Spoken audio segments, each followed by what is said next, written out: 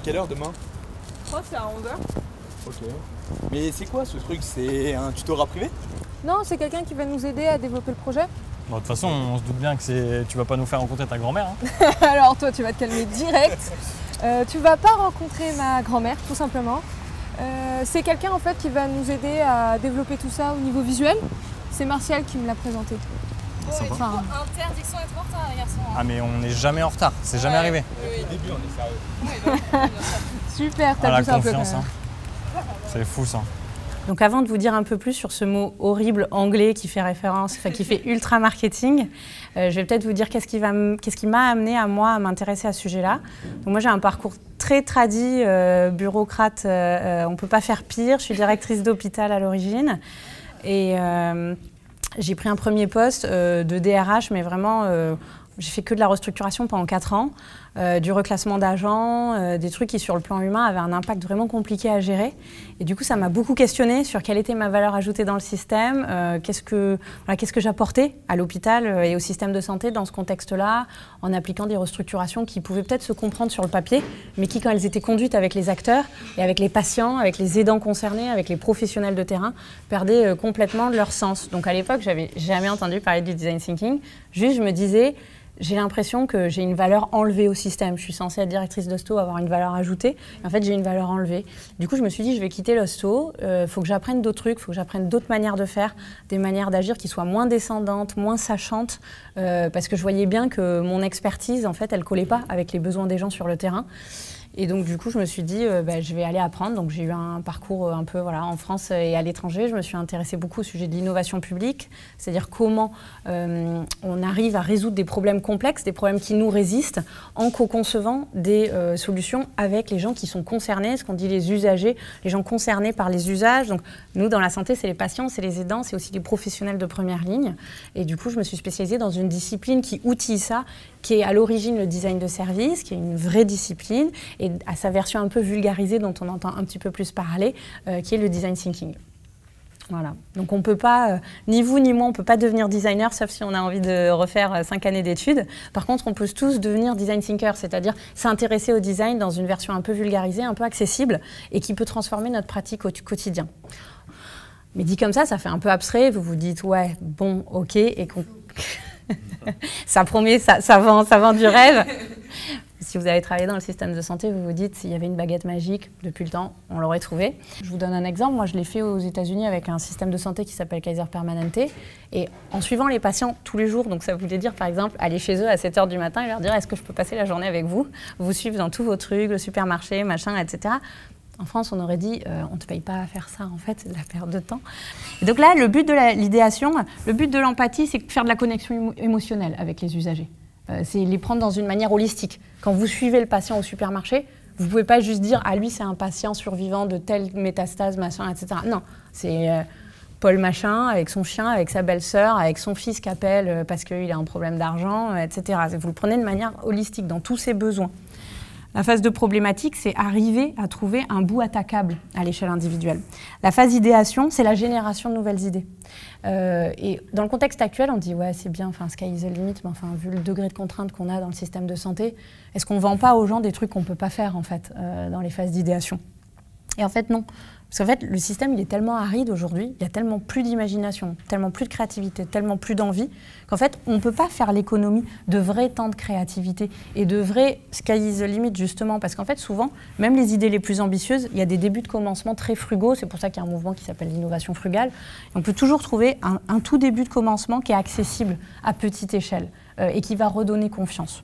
Et ça, c'est hyper important. Pourquoi? Vous voyez bien aujourd'hui la fuite qu'on a des professionnels de santé dans le système, la perte dans toutes les enquêtes sur tous les métiers, que ce soit aide-soignant, diète, kiné, infirmier, anesthésiste, réanimateur ou directeur d'hôpital, toutes les enquêtes, elles démontrent qu'aujourd'hui, qu'il y a vraiment un sentiment de perte d'impact. Même quand on est à des gros postes, etc., on a vraiment des situations où on est censé pouvoir vraiment aider les patients et les aidants. En fait, il y a un sentiment de perte d'impact, on n'est plus en capacité de changer la donne. Et ça ressort dans toutes les enquêtes.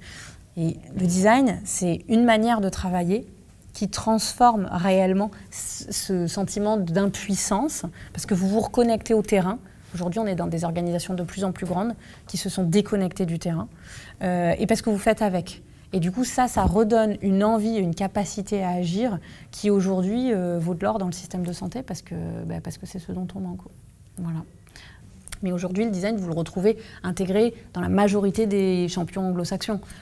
La Mayo Clinic, Johns Hopkins, voilà, le Karolinska en Scandinavie, le NHS en Angleterre, ils ont tous développé du capacitaire en design. Et quand je dis développer du capacitaire, c'est à la fois intégrer des designers, mais aussi former les gens du système, donc comme vous, comme moi, qui ne sont pas des designers, à une version simplifiée, vulgarisée, que je vous montre là, en design thinking, pour pouvoir s'emparer des outils à son échelle. Et je dis vraiment s'emparer des outils parce que là, aujourd'hui, je pense qu'il y a une telle crise du système, un tel besoin de challenger le status quo sur un certain nombre d'acquis du système, typiquement le fait qu'il y ait autant des forfaits sur le curatif que sur la prévention, le fait qu'on soit aussi hospitalo-centré dans le système. Donc tout ça, c'est du status quo du système qui s'est développé comme ça. Et comment on arrive à le challenger? Il faut des outils aux gens sur le terrain. Je pense que l'intérêt du design aussi, c'est qu'il percute nos modèles managériaux, nos modèles de gouvernance. À une époque, on remet vraiment en question les méthodes de management et les méthodes de gestion qu'on a eues dans le système de santé. Il faut profiter de la capacité qu'on a quand on est encore en études ou en début de carrière, où on a encore une forme d'envie de changer le système, que souvent on va perdre avec la pratique. Peut-être que ce n'est pas une question d'âge, c'est peut-être une question de pratique, où avec la pratique, on va perdre l'espoir de pouvoir changer certaines choses. Ah ben oui, c'est comme ça, chez nous c'est organisé comme ça, ouais, ça ne marche pas bien, mais c'est comme ça. Et donc de jouer sur cette envie de challenger les choses, de challenger le status quo et de prendre des risques. Dans la santé, c'est un peu compliqué parce qu'on a une double culture souvent dans la santé. Chez les acteurs publics, il y a la question du bon usage des dépenses et du réglementaire aussi, de toute la charge réglementaire. Donc, oulala, surtout, il ne faut pas faire ça, sinon tu vas avoir un procès. Il ne faut surtout pas faire ça parce que ça va coûter cher, etc. Il y a cette première aversion risque. Et puis la deuxième aversion risque qui est bien normale, qui est au bout du bout, on ne vend pas des cornflakes, on soigne des gens. Donc s'il y a un souci, on prend en charge des gens. Donc s'il y a un souci, il y a quand même un citoyen, un patient, un aidant, un professionnel de santé de première ligne qui est concerné. C'est pour ça qu'on a un rapport particulier au risque dans la santé, mais on a besoin de s'outiller pour pouvoir expérimenter à petite échelle et pour pouvoir justement rendre tolérable la prise de risque. Et je crois que c'est Churchill qui disait ça, c'est soit j'apprends, soit je gagne, soit j'apprends. C'est-à-dire que même si vos experts, vos prototypes ne marchent pas et que vos bonnes idées, en fait, à l'épreuve du terrain, elles ne vont pas passer, ce n'est pas un échec. Dans notre système, on a beaucoup de mal avec l'erreur. On considère tout de suite, c'est du temps perdu, c'est des ressources gâchées, voilà, on avait investi tant pour tel résultat et machin.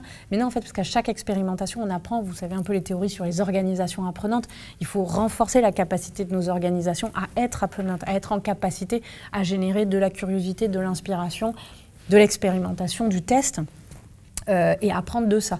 Parce que du coup, il y a besoin de 10 fois pour y arriver. Donc si vous vous découragez à la première ou à la deuxième, et les problèmes auxquels on fait face aujourd'hui, si on bute dessus depuis 10 ans, 15 ans, 20 ans, 30 ans, c'est parce qu'ils sont hyper complexes, c'est parce qu'il n'y a pas de baguette magique, sinon on les aurait résolus en fait. Donc d'avoir ces logiques d'apprenance, de curiosité, d'inspiration, d'aller voir aussi ce qui se fait ailleurs, que c'est pas parce que c'est comme ça chez nous en France ou dans ce système ou dans cette organisation ou dans ce territoire-là qu'on ne peut pas essayer d'imaginer les choses autrement et trouver de la marge et la marge d'impact et de la capacité à agir.